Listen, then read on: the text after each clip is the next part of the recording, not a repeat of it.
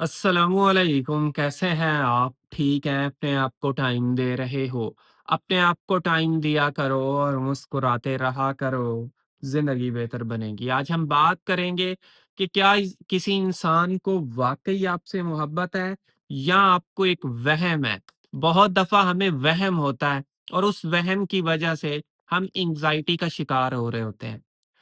देखो, सबसे पहली चीज़ पता क्या होता है? हमें ये एक वहम होता है कि हमारा उनके साथ कनेक्शन है। एक इल्यूज़न होता है हमें कि हमारा उनके साथ कनेक्शन है और वो बंदा हमारे साथ मोहब्बत करता है या उस बंदे को हमारे साथ बहुत ज़्यादा लगाव है या उसको हमारे साथ बड़ी मोहब्बत है। लेकिन होता वो हमारा वहम है। अब कैसे वहम है? देखो, मेरी बातों को समझें। आप डिजिटली बहुत ज़्यादा क्लोज़ हो। डिजिटली इतने ज़्यादा क्लोज़ हैं कि समझ नहीं आती। मेबी आप कनेक्टेड हो, मेबी आप बात करते हो, मेबी आप कॉल्स करते हो या वो आपको कॉल करता हो, लेकिन फिज़िकली या इमोशनली क्लोज़नेस है ही नहीं। आप में वो शेयरिंग नहीं है, आप में वो बातें नहीं है, आपके अंदर अंडरस्टैंडिंग नहीं है। बात-बात पे लड़ाइयाँ हो रही हैं, लड़ाई कनेक्टेड हैं लेकिन लड़ाइयाँ इतनी हो रही हैं। लेकिन आपको कोई इमोशनल या आप ऐसे समझिए कि कनेक्टेड हो लेकिन इमोशनल कनेक्शन फ़ील नहीं होता अगले बंदे के साथ। तो वो हमारा एक वहम है। रियलिटी में लव नहीं है, वो एक वहम वहम में आप मुब्तला हो गए हैं या एक एडिक्शन आप कह लें। सबसे बड़ी जो चीज़ लव के अंदर आती है कि आप एक-दूसरे को अंडरस्टैंड करते हो। आपको एक-दूसरे पे ट्रस्ट होता है कि यार इस बंदे पे ये ट्रस्ट है, ये बंदा ये काम नहीं करेगा। आपको ट्रस्ट होता है, ठीक है ना? जब आपको ट्रस्ट होता है कि यार ये बंदा ये काम नहीं करेगा या ये बंदा ऐसी हरकत नहीं करेगा, यही तो लव है। जब आपको ट्रस्ट ही नहीं है और एक वहम में मुब्तला हो कि ऐसा है, वैसा है, वैसा है, फलाँ चीज़ है। सेकंड चीज़, अगले बंदे ने पता क्या किया हुआ है?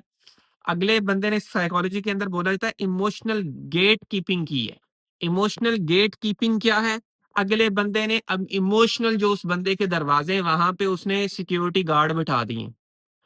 वो कोई ऐसी चीज़ बाहर नहीं जाने देता, जो उसको नुकसान दे और ऐसी चीज़ अंदर नहीं आने देता, जो उसको नुकसान दे। यानी कि वो आपसे शेयरिंग नहीं कर रहा होगा, आपसे बातें नहीं कर रहा होगा, आपको अपने में भी दर्द ना बताता हो, बस आपके दर्द ले रहा हो, आपकी कमज़ोरियाँ ले रहा हो। आपको ऐसा फ़ील होता है कि वो आपको कुछ नहीं बता रहा। आप उसकी लाइफ़ से ब्लैक आउट हैं। जैसे लाइट चले जाए कि एक चीज़ें बिल्कुल मुकम्मल काली होती हैं, एग्ज़ैक्टली आप उस बंदे की ज़िंदगी से ऐसे ब्लैक आउट हैं या काले हो गए हैं सारा कुछ, नज़र नहीं आ रहा कुछ।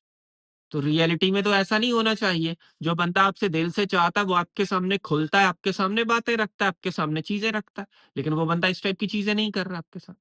दूसरी चीज़, जो भी बंदा आपसे मोहब्बत करता है, वो आपकी इज़्ज़त लाज़मी करेगा।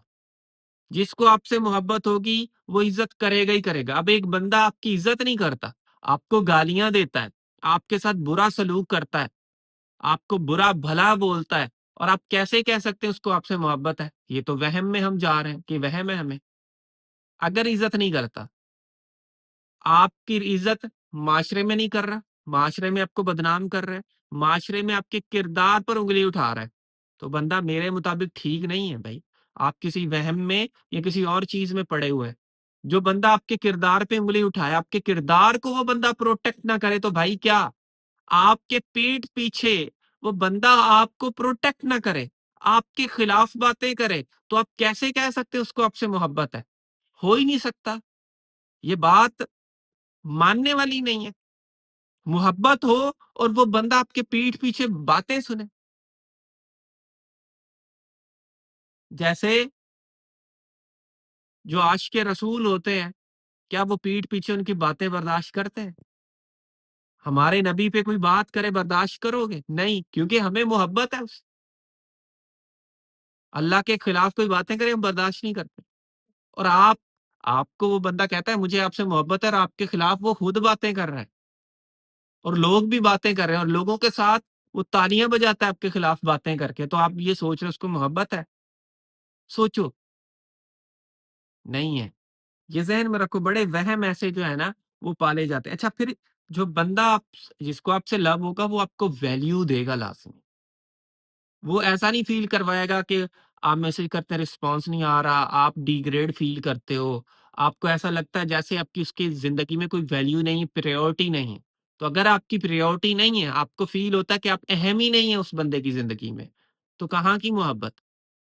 जिससे मोहब्बत होती है वो हमारी ज़िंदगी का नंबर 1 पहलू होता है, नंबर 1 चीज़ होती है। और जिसे मोहब्बत नहीं होती फिर हम उसको प्रायोरिटी पे नहीं रखते। अब देखें कि आप उस इंसान की ज़िंदगी में प्रायोरिटी पर हैं या कोई और चीज़ें हैं। हाँ, काम हो सकता है, किसी बंदे का काम हो सकता है, लेकिन काम के अलावा उसकी दोस्तियाँ, उसकी यारियाँ, उसकी फलाँ चीज़ें, अगर वो चीज़ें प्रायोरिटी पर हैं और आपको पीछे धकेला हुआ है बहुत ज़्यादा, तो बहुत ज़्यादा चांसेज़ हैं कि उसको आपसे मोहब्बत नहीं, आप एक वहम में मुब्तला हैं। या आपकी ज़्यादा अवेलेबिलिटी है उस इंसान के लिए कि वो बंदा आपकी अवेलेबिलिटी की वजह से इतना कम्फ़र्ट हो गया है कि आपको फ़ील होता है कि उसको आपसे मोहब्बत नहीं है। बहुत दफ़ा ऐसा भी होता है, आपकी अवेलेबिलिटी इतनी हो जाती है, इतने वाफ़र मिकदार में किसी को मिल जाते हो कि वो बंदा आपको वैल्यू नहीं करता, फिर उसकी मोहब्बत ख़त्म होना शुरू हो जाती है। अपनी वैल्यू अपने हाथ में भी होती है कि हम कैसे किसी के सामने अपने आप को पेश करते हैं, कैसे किसी से बात करते हैं, वैसे वो बंदा हमें वैल्यू देता है। अगर हम उसके साथ जो है ना, बात ही ऐसे करें, अपने आप को पेश ही ऐसे करें, तो वैसे हमें डील करेगा। अच्छा, कभी भी रियल लव वाला बंदा आपको कन्फ्यूज़ नहीं करेगा।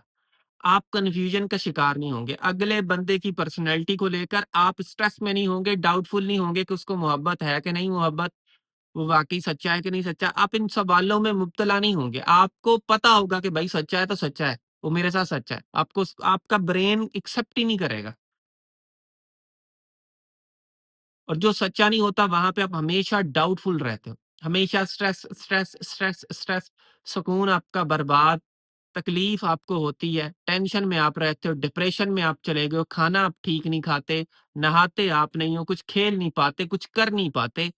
यानी कि वो बंदा कहीं न कहीं ठीक नहीं है, जिस वजह से वो ऐसी चीज़ें आपके साथ कर रहा है और आपको समझ नहीं आ रही और आप इन सारी चीज़ों में जो है ना फँस चुके हैं। निकलना भी चाह रहे हो, निकला नहीं जा रहा। कुछ करना भी चाह रहे हो नहीं रहा, सुकून भी बर्बाद हो रहा है। तो ये सारी चीज़ें इसी के अंदर आती हैं। फिर आखिरी चीज़ जो मैं आपको बताऊँगा, आपका रोना उस बंदे के लिए इतना नॉर्मल बन गया है कि आप रोते हैं उस बंदे के सामने, वो कहता है भाड़ में जाओ, भाड़ में जाओ। मुझे नहीं पड़ता फ़र्क आपके रोने से, रो कर ना दिखाओ। यानी कि आपका रोना उस बंदे के लिए कोई मानी नहीं रखता। कैसे कह सकते हो कि जिससे आपको मोहब्बत है वो रो रहा है और आपको कुछ फ़ील ही ना हो? सोचो, वो रो रहा है और आपको फ़ील नहीं हो रहा। ऐसा तो नहीं होता।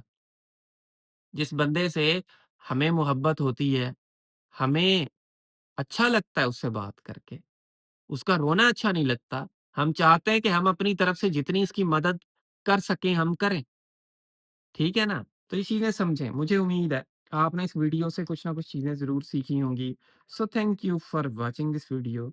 आखिर में मेरी आप सब लोगों के लिए दिल से दुआ है, अल्लाह आपको खुशियाँ दे और आपके सारे गम धो दे। आमीन सुम्मा आमीन। अल्लाह हाफ़िज़।